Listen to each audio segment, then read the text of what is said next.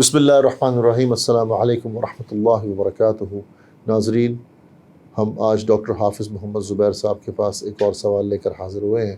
Doctor صاحب کیسے مزاج ہیں؟ اللہ کا شکر الحمدللہ۔ ڈاکٹر صاحب ایک سوال اور ہے، ہماری یہ درخواست ہے کہ آپ اس کو وضاحت کیجئے، کچھ اس پہ روشنی ڈالیے کہ احادیث میں سب سے زیادہ فضائل کس صحابی سے متعلق مروی ہیں؟ دیکھیں ڈاکٹر صاحب، یہ بھی انجینئر محمد علی مرزا نے مسئلہ کھڑا کیا۔ دیکھیں انہوں نے جتنے مسائل کھڑے کیے کہ حضرت علی جو ہیں سب سے پہلے اسلام لائے، یا حضرت علی کے افضل ہونے کا جو رجحان اور میلان ان میں پایا جاتا ہے، اسی طرح سے انہوں نے یہ جو بات بیان کی کہ سب سے زیادہ فضائل احادیث میں حضرت علی کے ہیں، یہ سب باتیں جو ہے وہ اس طرف لے کے جاتی ہیں کہ ان میں تفضیلیت ہے، یعنی جسے ہم تفضیلی شیعہ کہتے ہیں، جی جو ہے وہ حضرت علی کو دوسرے صحابہ پہ فضیلت دیتے ہیں۔ شیعت کا آغاز اصل میں اس سے ہو جاتا ہے، یہ بات بالکل واضح ہے۔ جو بندہ حضرت علی کو فضیلت دیتا ہے حضرت ابوبکر رضی اللہ عنہ پہ، حضرت عمر رضی اللہ عنہ پہ، تو شیعت کا آغاز ہو گیا، یعنی یہ بارڈر لائن ہے۔ مطلب آپ یہ کہتے ہیں کہ شیعیت جو ہے اس کے اندر کئی لیئرز ہیں، اور ہمیں بھی اللہ تعالیٰ کا یہی حکم ہے کہ ہم ہر کسی کے لیے سیم یارڈ سٹک استعمال نہ کریں، کیونکہ نا انصافی ہوگی، ظلم ہوگا۔ آغاز یہاں سے ہوتا ہے کہ جب وہ سیدنا علی بن ابی طالب کو فوقیت دیتے ہیں دوسرے صحابہ کے اوپر، یہاں سے آغاز ہوتا ہے، حضرت ابوبکر اور حضرت عمر پہ یہاں سے آغاز ہو جاتا ہے۔ اچھا، لیکن پھر وقت کے ساتھ ساتھ ان میں اس سے بھی زیادہ شدت ہم کو نظر آتی ہے۔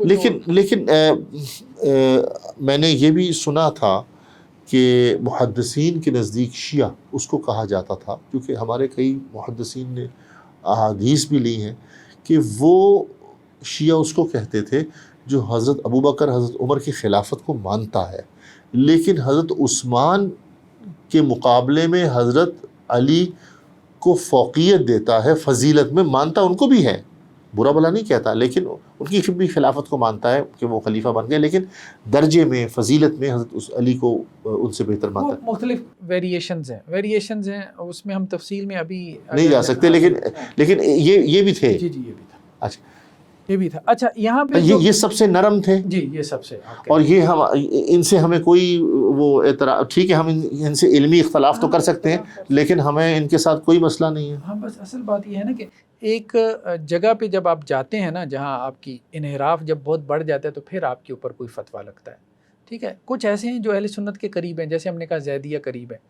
خیر بہرحال انہوں نے جو ہے نا وہ جو دلیل بیان کی انجینئر محمد علی مرزا نے، وہ یہ کہتے ہیں کہ جی امام احمد بن حنبل یہ کہتے ہیں کہ رسول اللہ صلی اللہ علیہ وسلم کے تمام صحابہ میں کسی بھی شخصیت کے لیے اتنے زیادہ فضائل نہیں آئے جتنے حضرت علی بن ابی طالب رضی اللہ عنہ کے لیے آئے۔ بات یہ ہے کہ یہ پھر کیا ہے؟ بابے کا قول ہے، دلیل تو آپ کے پاس کوئی نہیں ہے۔ اگر حدیث میں آئے نا، حضرت امام احمد بن حنبل نے کہا کہ حدیث میں آئے، حدیثیں جمع کر کے دکھا دو، وہ کتاب لکھیں، ہاں کتاب لکھیں کہ جی 10 حدیثیں آئی ہیں جو ہے وہ حضرت عمر کے بارے میں، ایک تقابلی جائزہ بتائیں نا، تقابلی جائزہ بتائیں کہ اتنی حدیثیں حضرت عائشہ سے متعلق ہیں، اتنی حضرت عمر سے متعلق ہے، اتنی فلانے صحابی سے متعلق ہیں، اور اتنی حدیثیں جو ہیں۔ پھر آپ کا کام کوئی کوانٹیٹیو ریسرچ ورک ہوگا۔ یہ کیا کہ جی ایک بابے نے کہہ دیا، یہ پراپر ریسرچ بن جائے گی۔ ایک بابے نے کہہ دیا، آپ نے نقل کر دیا، اب آپ کہتے ہیں میں بھی بابی نہیں ہوں، بابی نہیں ہے تو آپ کیا ہیں؟ ہم تو آپ کو حدیثوں سے دکھائیں گے۔ حضرت علی رضی اللہ عنہ کی بھی فضائل پہ ہم نے ایک مستقل ایپیسوڈ کرنا ہے انشاءاللہ۔ اور ایک بات اب میں کہنے جا رہا ہوں کہ کوانٹٹی ہو یا کوالٹی، کوانٹٹی میں بھی ہم صحیح حدیثوں کو کہہ رہے ہیں، وہ نہیں 3 لاکھ حدیثیں گڑی گئی۔ صحیح حدیث، کوانٹٹی ہو یا کوالٹی، دونوں اعتبار سے سب سے زیادہ مناقب اور فضائل اور سب سے زیادہ آپ کہہ لیں کہ جی مقام اور مرتبہ والی حدیثیں جو ہمیں ملتی ہیں، وہ نہ حضرت علی کے بارے میں، ایون کہ نہ حضرت ابوبکر کے بارے میں۔ کس کے بارے میں؟ وہ حضرت عمر رضی اللہ عنہ کے بارے میں۔ اچھا، اس کی وجہ میں آخر میں بیان کروں گا، وہ بہت انٹرسٹنگ ہے۔ تو یہ تضاد نہیں ہے کہ ہم درجہ تو دے رہے ہیں حضرت ابوبکر کو، لیکن فضائل حضرت عمر کے زیادہ ہے۔ یہ بات ہے کہ یہی تو ریسرچ ہے۔ درجہ ہم یہی مانتے ہیں کہ حضرت ابو بکر کا سب سے زیادہ ہے. تو آپ کسی اپنے اسٹوڈنٹ کو نیا ریسرچ ٹاپک دیجیے. لیکن یہ ہے کہ فضائل اور مناقب جب آپ سٹڈی کرتے ہیں تو وہ حضرت عمر کے زیادہ نکلتے ہیں. اچھا اب آپ اس پہ غور کریں گے کہ ایسا کیوں ہوا. وہ میں نے کہا کہ وہ میں آخر میں بیان کروں گا. مجھے اس کی بڑی ایک انٹرسٹنگ وجہ سمجھ میں آئی. اچھا. اور اس سے اس کا ایسا گہرا لنک بنتا ہے کہ بندہ کہتا ہے کہ یہ بہت زبردست ہے. اچھا سب سے پہلے تو سنن ترمذی کی روایت ہے. ٹھیک ہے کہ اللہ کے رسول صلی اللہ علیہ وسلم فرمایا, بہت معروف روایت ہے کہ لو کان بعدی نبی لکان عمر, میرے بعد اگر کوئی نبی ہوتا اس سے بڑی کوئی فضیلت نہیں. نہ اس سے بڑی کوئی فضیلت. کسی جو ہے صحابی کے بارے میں یہ الفاظ نہیں ملیں گے. دیکھیں حضرت علی کے بارے میں الفاظ ہیں کہ آپ صلی اللہ علیہ وسلم نے فرمایا کہ میری اور آپ کی نسبت وہی ہے جو موسیٰ اور ہارون کی, یعنی وہ بھائی تھے اور ہم بھی بھائی ہیں, کزنز تھے. تو وہ جو ہے وہ جانشین تھے ان کے. تو حضرت علی رضی اللہ عنہ کو بھی آپ صلی اللہ علیہ وسلم نے ایک موقع پہ جو ہے وہ غزوہ پہ جاتے ہوئے پیچھے جانشین بنایا. جی بالکل, مدینہ منورہ میں. لیکن وہاں پہ بھی کیا الفاظ ہیں کہ میرے بعد کوئی نبی نہیں. آپ صلی اللہ علیہ وسلم نے کیا کہا, میرے بعد کوئی نبی. یہ نہیں کہا کہ میرے بعد نبی ہوتا تو علی ہوتے, یہ نہیں کہا. یہ الفاظ صرف اور صرف حضرت عمر رضی اللہ عنہ کے لیے. تو یہ ایک بہت بڑی فضیلت ہے, یہ ایک بہت بڑی فضیلت ہے. دوسری بات کہ صحیح بخاری کی روایت ہے 7027 کہ آپ صلی اللہ علیہ وسلم نے فرمایا کہ میں سو رہا تھا اور میرے پاس ایک دودھ کا پیالہ لایا گیا. میں نے اس دودھ کے پیالے سے خوب سیر ہو کے پیا, یہاں تک کہ وہ جو سیرابی تھی مجھے رگو پہ میں محسوس ہوئی. پھر میں نے جو دودھ بچ گیا تھا وہ عمر کو دیا. یہ آپ صلی اللہ علیہ وسلم نے خواب دیکھا. صحابہ نے کہا کہ اللہ کے رسول اس کی تعبیر کیا ہے؟ تو آپ صلی اللہ علیہ وسلم فرمایا علم, وحی کا علم. نبی کا علم کیا ہوتا ہے؟ وحی کا علم. تو گویا علم وحی میں آپ صلی اللہ علیہ وسلم کے جانشین کون ہیں؟ حضرت عمر. حضرت عمر رضی اللہ عنہ. اس لیے آپ صلی اللہ علیہ وسلم فرمایا میرے بعد کوئی نبی ہوتا تو وہ عمر ہوتا. ٹھیک ہے. اور پھر علم وحی میں جو جانشینی ہے وہ بھی آپ صلی اللہ علیہ وسلم نے کس کو جانشین بنایا؟ حضرت عمر کو. کہ میرے پاس جو وحی کا علم تھا اس کا بچا ہوا کس کو ملا؟ عمر کو ملا. اچھا اس میں یہ ہے کہ بعض لوگوں نے ایک روایت جو ہے نا, من گھڑت روایت ہے وہ, کہ حضرت علی کی فضیلت میں بیان کر دی کہ گویا ویسے تو دیکھیں نا ایک عمومی طور پہ آپ بات کر سکتے ہیں کہ تمام صحابہ نبی کریم صلی اللہ علیہ وسلم کے وارث ہیں. العلماء ورثۃ الانبیاء, تو صحابہ علماء سے بڑھ کے وارث ہیں. لیکن سب سے خاص جو علم نبوت کے وارث ہیں وہ کون ہیں؟ وہ حضرت عمر ہیں, حضرت علی نہیں ہے. حضرت علی کے بارے میں یہ جو روایت ہے نا کہ جیسے انہوں نے کہا کہ میں علم کا شہر ہوں اور علی اس کا دروازہ ہے. جی آپ صلی اللہ علیہ وسلم کے بارے میں کہ جی آپ صلی اللہ علیہ وسلم نے یہ بات کہی. تو یہ کہہ رہے ہیں کہ اس کو امام حاکم نے بیان کیا, لیکن امام ذہبی یہ کہتے ہیں کہ یہ روایت موضوع اور خود ساختہ ہے. ٹھیک ہے. پھر یحییٰ بن معین کہتے ہیں, بہت بڑے محدث ہیں, ٹھیک ہے, کہ یہ روایت جھوٹ کا پلندہ ہے, اس کی کوئی بنیاد نہیں. پھر علامہ جوزی کہتے ہیں کہ اس روایت کے تمام طرق پہ انہوں نے بحث کرتے ہوئے کہا کہ یہ روایت عقلی اور نقلی دونوں اعتبار سے بے بنیاد ہے اور یہ حدیث کسی طرح سے بھی ثابت نہیں ہے. ٹھیک ہے.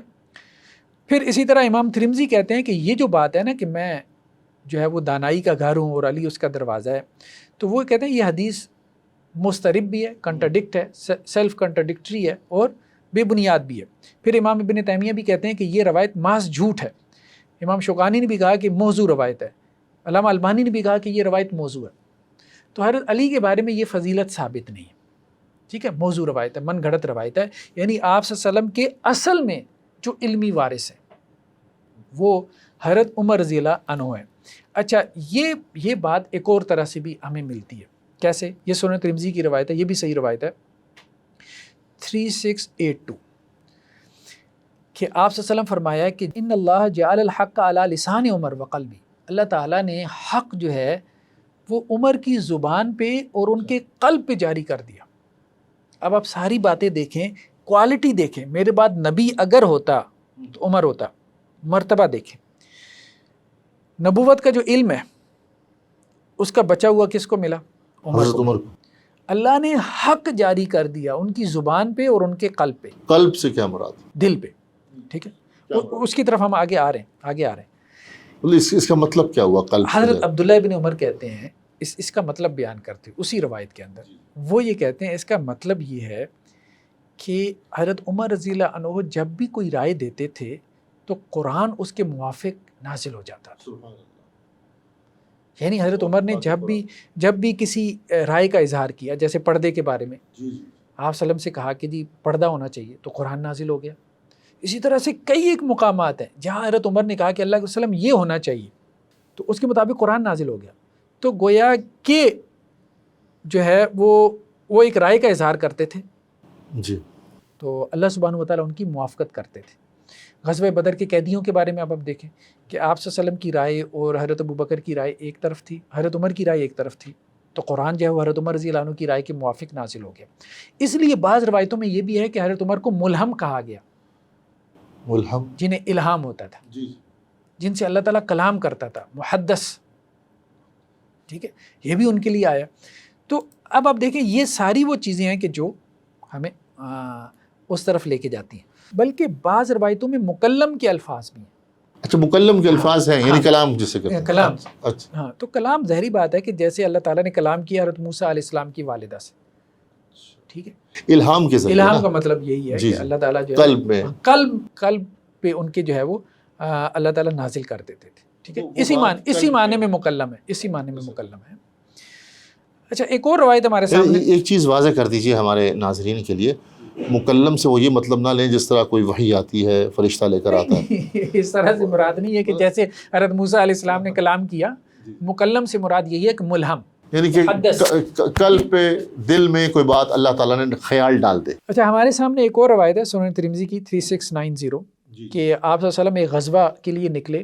جب واپس آئے خیر وفیت سے تو ایک لونڈی آپ کے پاس آئی اور اس نے کہا، مطلب حبشی لونڈی تھی، کہ آپ صلی اللہ علیہ وسلم میں نے نظر مانی تھی کہ اگر آپ خیر وفیت سے غزوے سے واپس آ گئے تو میں اس خوشی میں دف بجاؤں گی اور کوئی گیت وغیرہ گاؤں گی. تو آپ صلی اللہ علیہ وسلم فرمایا اگر نظر مانی ہے تو پھر کر لو، ورنہ مطلب نہ ہی کرو تو اچھا ہے. خیر وہ اس نے نظر مانی ہوئی تھی تو آپ صلی اللہ علیہ وسلم نے کہا چلو نظر مانی ہے تو پوری کر لو. اچھا، اس کے بعد حضرت ابوبکر آئے تو وہ دف بجاتی رہی، پھر علی آئے دف بجاتی رہی، حضرت عثمان آئے دف بجاتی رہی، حضرت عمر داخل ہوئے تو وہ فوراً بیٹھ گئی اور دف بھی چھپا لیا. اس پہ آپ صلی اللہ علیہ وسلم نے فرمایا کہ اے عمر تم سے شیطان بھی ڈرتا ہے، تم سے شیطان بھی ڈرتا ہے. دف بجانا شیطانیت ہے کیا؟ نہیں، شیطانیت نہیں ہے، یہ الاؤڈ تھا. ٹھیک ہے، جائز تھا. لیکن اس کے باوجود جو ہے نا، مطلب بہت سی چیزیں جو ہے وہ جائز تو ہوتی ہیں لیکن مناسب شاید نہ ہو. ٹھیک ہے، مناسب شاید، یعنی جواز کی حد تک ٹھیک ہو لیکن مناسب نہ ہو. کچھ افراد کے اعتبار سے دیکھیں ہو سکتا ہے کہ بہت سے کام جو ہے نا، جیسے آپ صلی اللہ علیہ وسلم نے بھی کہا کہ بھائی بہتر ہے نہ بجاؤ، لیکن اگر تم نے نظر مان ہی لی ہے تو چلو اپنی ایک جیسے کہتے ہیں قسم پوری کرنے کے لیے کر لو. یہ شاید دیکھیں نا، ہم لوگ بعض اوقات دوستوں میں جب بیٹھے ہوں تو ہم جس طرح کچھ مذاق کر رہے ہوں، بول رہے ہوں، شاید اپنے والد صاحب کے سامنے اس طرح بات نہ کریں. یہ شاید اس ایسے. اب دیکھیں صحیح بخاری کی ایک اور روایت ہے 3683 کہ جس میں یہ ہے کہ کچھ ازواج مطہرات جو ہے وہ آپ صلی اللہ علیہ وسلم کے پاس بیٹھی تھیں اور کوئی مطالبہ وغیرہ کر رہی تھیں، تو اس میں جو ہے وہ حضرت عمر رضی اللہ عنہ داخل ہوئی ہے تو وہ فوراً جو ہے وہ خاموش ہو. تو اس کے بعد جو ہے وہ پھر اللہ کے رسول صلی اللہ علیہ وسلم نے حضرت عمر رضی اللہ عنہ کے بارے میں کہا کہ دیکھو اللہ کی قسم کہ اے عمر، آپ کو اگر کسی رستے پہ آپ چلیں نا تو شیطان اگر دوسرے طرف سے آ رہا ہو تو وہ آپ کو دیکھ کے اپنا رستہ تبدیل کر لے گا. یعنی شیطان آپ کو دیکھ کے بھاگ جائے گا. یا پھر اس روایت میں یہ تھا کہ شیطان آپ سے ڈرتا ہے، یہاں پہ یہ ہے کہ وہ اپنا رستہ تبدیل کر لے گا. اچھا، یہ ساری روایات کہ جی ملہم ہیں، مکلم ہیں، محدث ہیں، میرے بعد اگر نبی ہوتے تو حضرت عمر ہوتے، پھر اس کے بعد جو ہے وہ نبوت کے علم میں سے ان کو دیا گیا. ٹھیک ہے، پھر ان کی زبان پہ جو ہے وہ حق جاری کر دیا گیا، پھر قرآن ان کے موافق جو ہے وہ نازل ہوتا تھا. یہ سب علوم نبوت سے متعلقہ چیزیں، یعنی صحیح معنوں میں آپ صلی اللہ علیہ وسلم کے جو نبوی علم تھا اس کے وارث اصل میں حضرت عمر رضی اللہ عنہ تھے. حکمت کیا تھی اس کی؟ اللہ تعالیٰ نے ایک بہت بڑا فیصلہ کروانا تھا حضرت عمر سے. اچھا، وہ فیصلہ ہمیں نظر آتا ہے ثقیفہ بنی ساعدہ میں. وہ فیصلہ کس نے کیا؟ دیکھیں نا، اللہ کے وسلم یہاں سے چلے گئے. ٹھیک ہے، مہاجرین یہ چاہتے تھے کہ ہم میں سے خلیفہ بنے، انصار یہ چاہتے تھے ہم میں سے بنے. پھر مہاجرین میں 2 گروپ ہو گئے، میجورٹی کا خیال تھا کہ حضرت ابو بکر بنے رضی اللہ عنہ، لیکن اہل بیت میں سے کچھ لوگ تھے جو چاہتے تھے کہ ہم میں سے ہو، جیسے حضرت علی رضی اللہ عنہ کے بارے میں بھی کچھ لوگوں کا ذہن تھا کہ ان کو خلیفہ بننا چاہیے. حضرت عباس کا بھی خیال تھا. اب اس میں جو ہے جس نے رول ادا کیا، ٹھیک ہے، وہ حضرت عمر رضی اللہ عنہ ہے. حضرت عمر رضی اللہ عنہ نے سب سے پہلے کیا کیا، حضرت ابو بکر کا ہاتھ پکڑ کے ان کی بیعت کی کہ میں ان کو خلیفہ مانتا ہوں. تو اب لوگ جو ہے وہ ان کی بیعت کے اوپر کیا ہوئے، ٹوٹ پڑے، ایگری کر لیا. ٹھیک ہے. اب دیکھیں نا بات، یہ جو باتیں ہیں ساری کہ اللہ نے حق جو ہے ان کے قلب پہ جاری کر دیا. اس کا مطلب یہ نکلا، کہنے کا مطلب یہ ہے کہ رسول اللہ صلی اللہ علیہ وسلم کی اس دنیا سے تشریف لے جانے کے بعد ایک بہت بڑا مسئلہ مسلمانوں کو پیش آیا. مسلمانوں اسی وقت اختلاف ہو گیا، کوئی کچھ کہہ رہا ہے، کوئی کچھ کہہ رہا ہے، انصار میں سے، مہاجرین میں سے، فلانا فلانا. تو اس وقت وہ اختلاف مکمل طور پہ ختم اس وقت ہوا جب سیدنا عمر بن خطاب نے کہا ابو بکر صدیق کا ہاتھ پکڑ کے کہ آپ ہمارے خلیفہ ہیں. اور ان کے بارے میں یہ روایات عام تھیں، لوگوں کے علم میں تھی کہ عمر کی رائے کے موافق قرآن نازل ہو رہا ہے، عمر کی زبان پہ جو ہے وہ حق جاری ہو گیا، عمر سے شیطان بھاگ رہا ہے. کوئی یہ نہ سمجھے کہ شیطانی وسوسہ ہے یہ. تو جب انہوں نے ان کے ہاتھ پہ پکڑ لیا ہاتھ، تو ان کا ہاتھ کے پکڑنے کی دیر تھی، تمام کے تمام لوگ جو تھے وہ بھی سیاسی لحاظ سے اسی رائے کی طرف آ گئے. گویا کہ یہ وہ رائے تھی جس کا علوم نبوت کی روشنی میں فیصلہ ہوا تھا، اور یہ علوم نبوت بیسیکلی حضرت عمر رضی اللہ عنہ نے آپ صلی اللہ علیہ وسلم سے پائے تھے، وہ جو پیالے کے بارے میں آپ صلی اللہ علیہ وسلم نے کہا. لیکن ہمارے یہاں عجیب ایک مخمصہ ہے ڈاکٹر صاحب، مجھے سمجھ نہیں آتی. ہمارے یہاں صوفیاء کے بھی جو سلسلے بنے ہیں نا تین، وہ سب اپنی سند کہاں تک پہنچاتے ہیں؟ حضرت علی رضی اللہ عنہ تک. صرف نقشبندیہ نے حضرت ابو بکر تک پہنچائی، کسی نے بھی حضرت عمر رضی اللہ عنہ تک نہیں پہنچائی. حالانکہ صحیح معنوں میں اگر کسی نے، ویسے تو ہم یہ نہیں کہہ رہے، باقی صحابہ نے بھی حضرت اللہ کے رسول صلی اللہ علیہ وسلم سے جو ہے وہ علم حاصل کیا، لیکن دیکھیں نا، جیسے اہل تشیع یہ کہتے ہیں کہ حضرت علی خاص ہیں، جی یہ کہتے ہیں نا، تو اسی طرح ہم یہ بات کر رہے ہیں کہ حضرت عمر رضی اللہ عنہ اصل میں خاص ہیں. تو علوم، اب دیکھیں ہماری سند، اللہ کا شکر ہے ہماری جو سند ہے نا، شیخ بن باز رحمہ اللہ سے گزرتی ہوئی امام ابن تیمیہ، ٹھیک ہے، ان سے گزرتی ہوئی امام احمد بن حنبل، امام شافعی، امام مالک سے گزرتی ہوئی حضرت عمر تک پہنچتی ہے. اچھا، ماشاءاللہ. ہاں، ہماری جو علمی سند ہے، ٹھیک ہے. تو اصل میں اس سند کی جو ہے وہ احیاء کی ضرورت تھی. اور پھر حدیث احسان دیکھیں، حدیث جبریل جسے ہم کہتے ہیں، تو صوفیاء کا تو سارا سلسلہ کس کے اوپر کھڑا ہے؟ حدیث احسان کے اوپر. اور حدیث احسان کے راوی کون ہیں؟ حضرت عمر. اچھا. حضرت عمر اس کے راوی ہیں. اب اس کا جواب تو وہی دے سکتے ہیں کہ آپ کے سارے جو سلسلے ہیں وہ حضرت علی تک جاتے ہیں. پھر تو اصل میں یہ جو سلسلہ ہے نا حضرت عمر والا، جو کہ علوم نبوی کے اصل میں وارث تھے. اور پھر آپ دیکھیں کہ خلفائے راشدین میں جو اجتہادی بصیرت، جو فقاہت ہمیں حضرت عمر کے ہاں نظر آتی ہے، ٹھیک ہے، فضیلت حضرت ابو بکر کی ہے سب سے بڑی، لیکن اس میں ہم نے کہا کہ اس کی وجہ یہی تھی. پھر جو ایکسپینشن ہوئی حضرت عمر کے زمانے میں، بہرحال حضرت عمر ایک ایسے خلیفہ، ایک ایسے ایڈمنسٹریٹر تھے کہ نان مسلمز نے بھی مانا ہے کہ، اور وہ یہ کہتے ہیں کہ اگر ایک عمر اور مل جاتے اسلام کو تو شاید آج پوری دنیا میں اسلام ہی ہوتا. جی بالکل ایسے ہی. سیدنا عمر رضی اللہ تعالیٰ عنہ کی فضیلت تو میرا خیال اگر ہم بیان کرتے رہیں تو وقت کم پڑ جائے گا. ڈاکٹر صاحب بہت بہت شکریہ، جزاک اللہ الخیر. ناظرین انشاءاللہ پھر آپ کی خدمت میں حاضر ہوں گے، اس وقت تک اجازت دیجیے. السلام علیکم ورحمۃ اللہ وبرکاتہ.